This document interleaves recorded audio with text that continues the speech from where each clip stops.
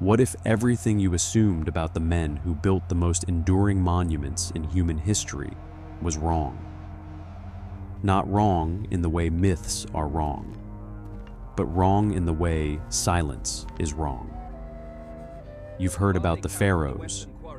You've heard about the architects, the priests, the overseers with their papyrus scrolls and their titles carved in stone. But the men who swung the chisels, who carried the baskets of rubble up through narrow corridors in total darkness, who spent decades of their lives inside the earth, those men had a world of their own. And in that world, they had rules, preferences, things they loved, things that made the difference between a crew that worked and a crew that built something that would last 3,000 years. The overseers rarely understood any of it, and the workers, well, they wished someone had asked.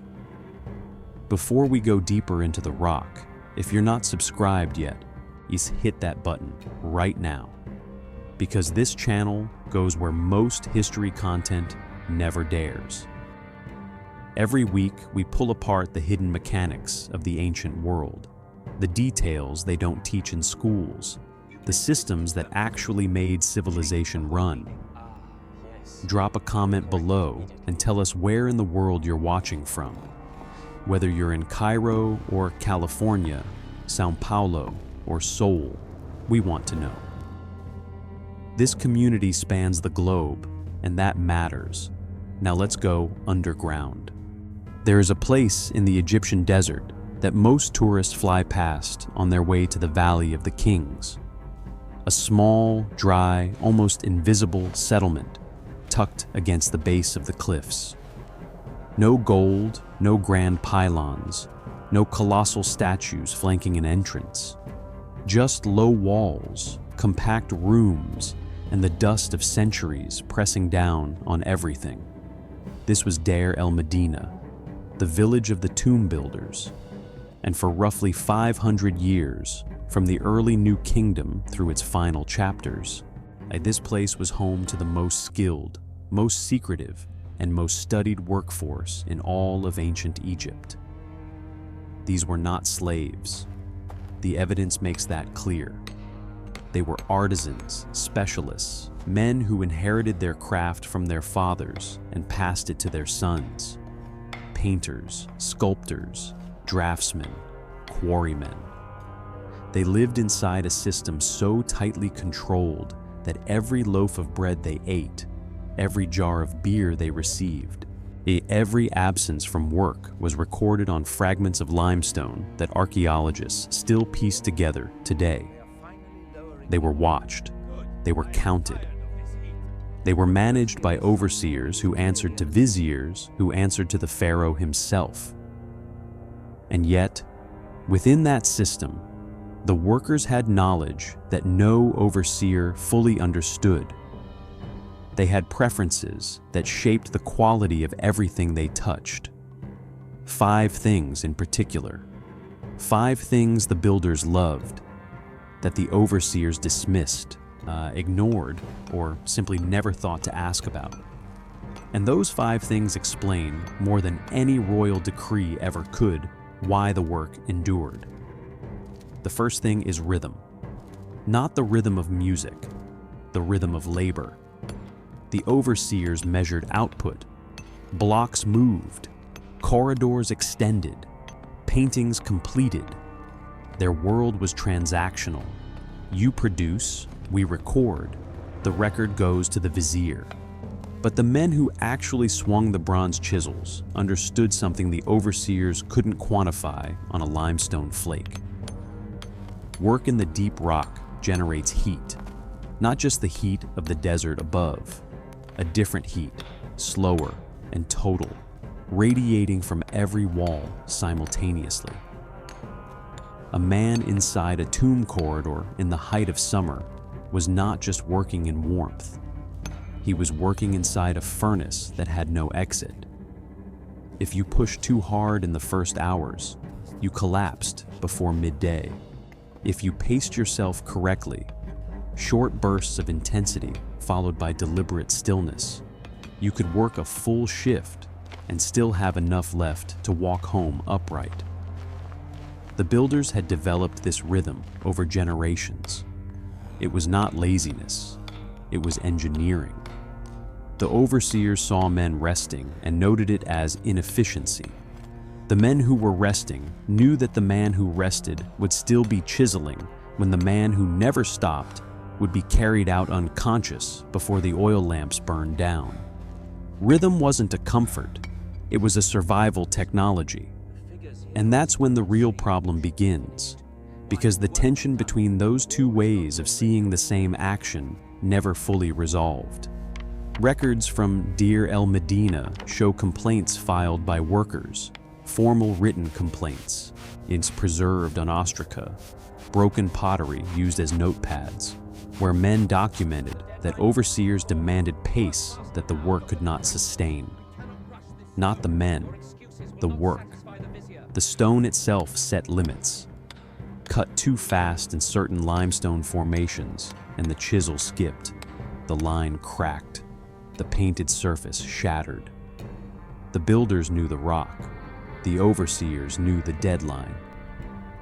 The second thing the builders loved was small darkness. This sounds like contradiction. These men worked in underground corridors lit by nothing but the reflected light of polished metal mirrors and the flame of small oil lamps. Why would they love more darkness? Because within the structured darkness of the tomb, they had carved out something the overseers almost never shared: private space. Deep in a side corridor, past the antechamber and beyond the main hall, a small niche might exist where two men could take their bread together out of sight of the foreman.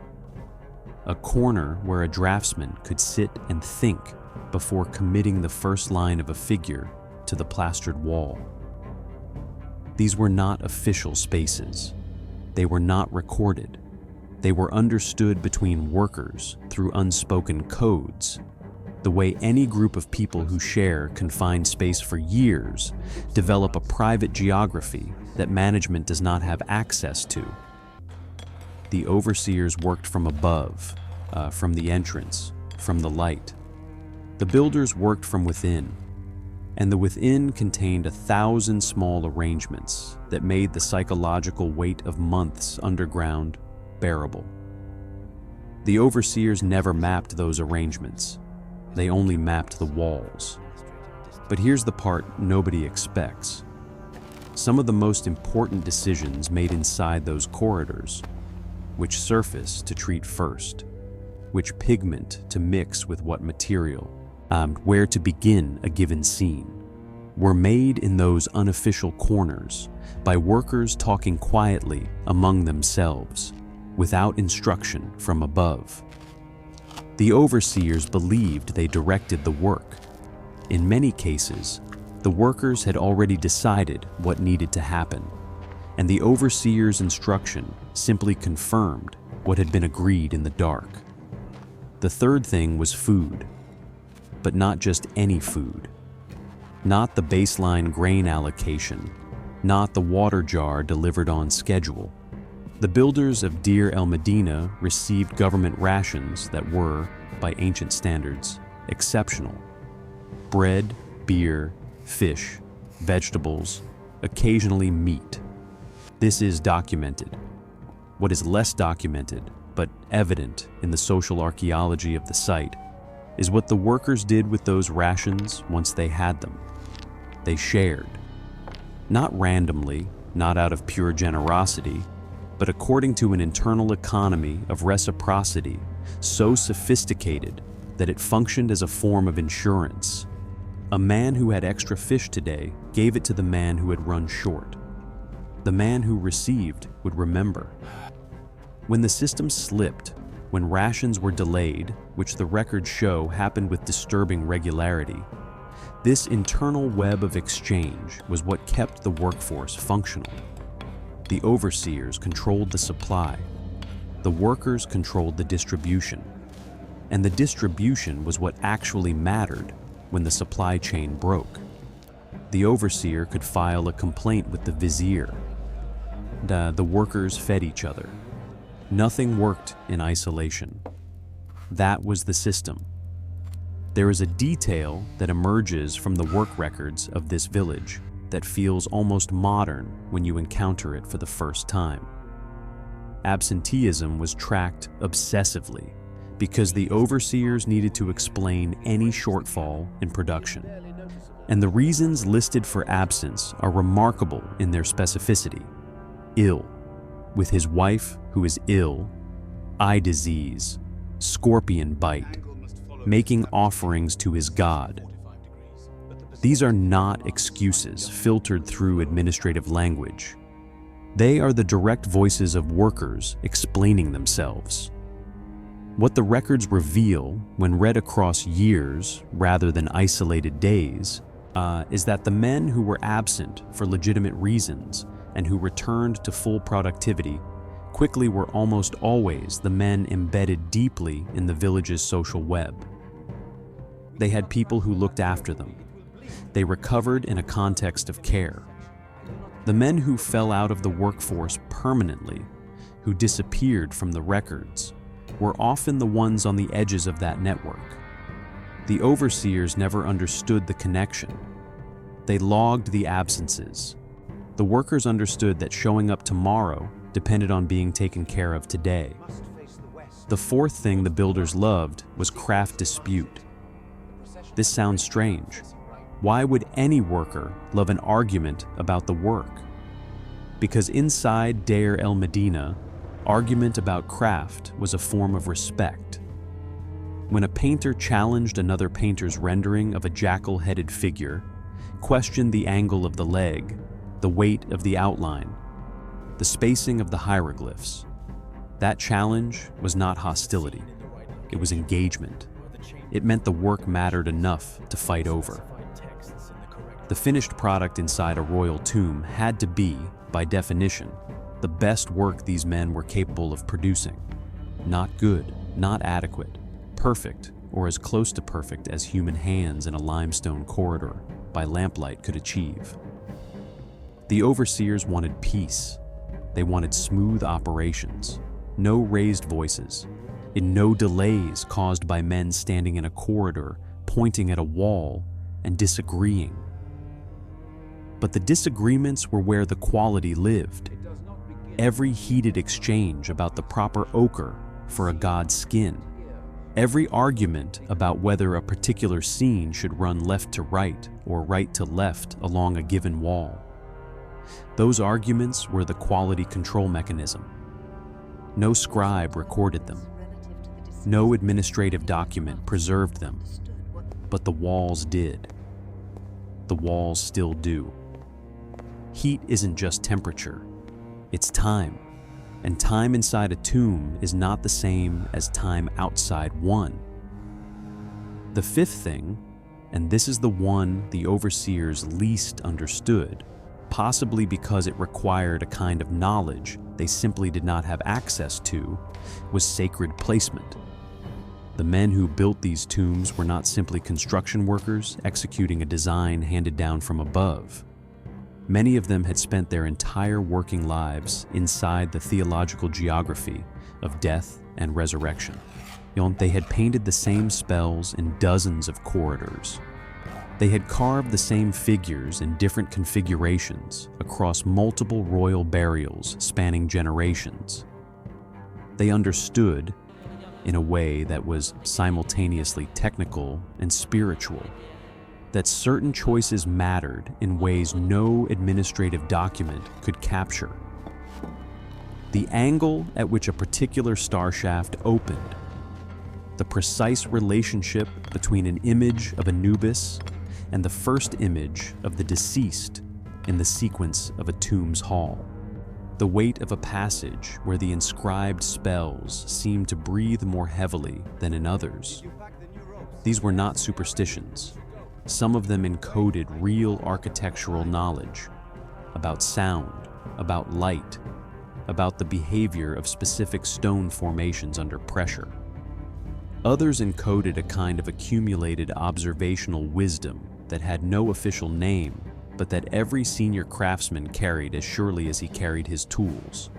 When an overseer overruled a placement decision made by a master craftsman, moved a scene, shortened a corridor, adjusted a chamber dimension because of scheduling pressure, the workers noticed.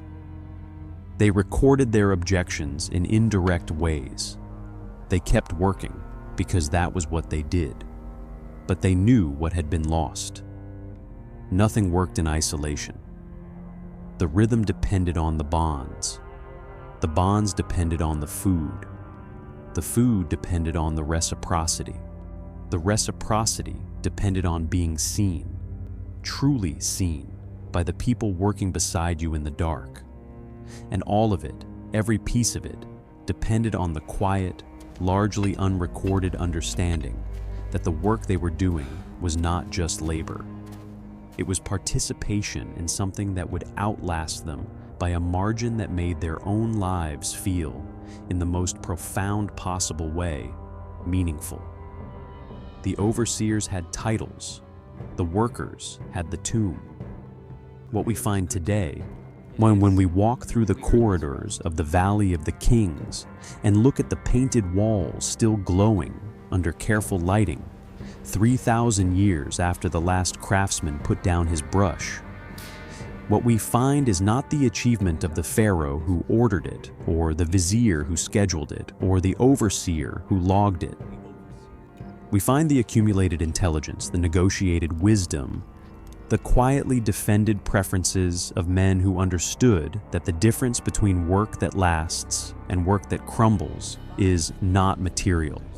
It is not stone versus mud brick, or expensive pigment versus cheap dye. It is whether the people doing the work were allowed to bring everything they knew into the room.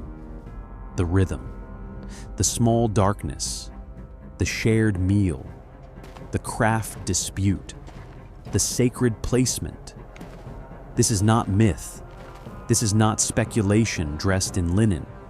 This is what the ostraca say, what the unfinished corridors reveal, what the archaeology of a desert village has been quietly telling us for decades while the world looked at the gold.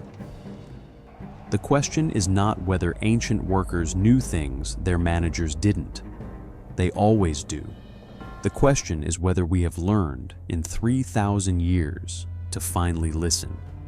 If this changed the way you see the ancient world, I'd subscribe right now, because what's coming next goes even deeper into the hidden logic of how Egypt actually functioned, not in the temples and throne rooms, but in the dust and the rock and the lamplight where the real decisions were made. Leave a comment, share this with someone who thinks history is just about kings, and we will see you inside the next corridor.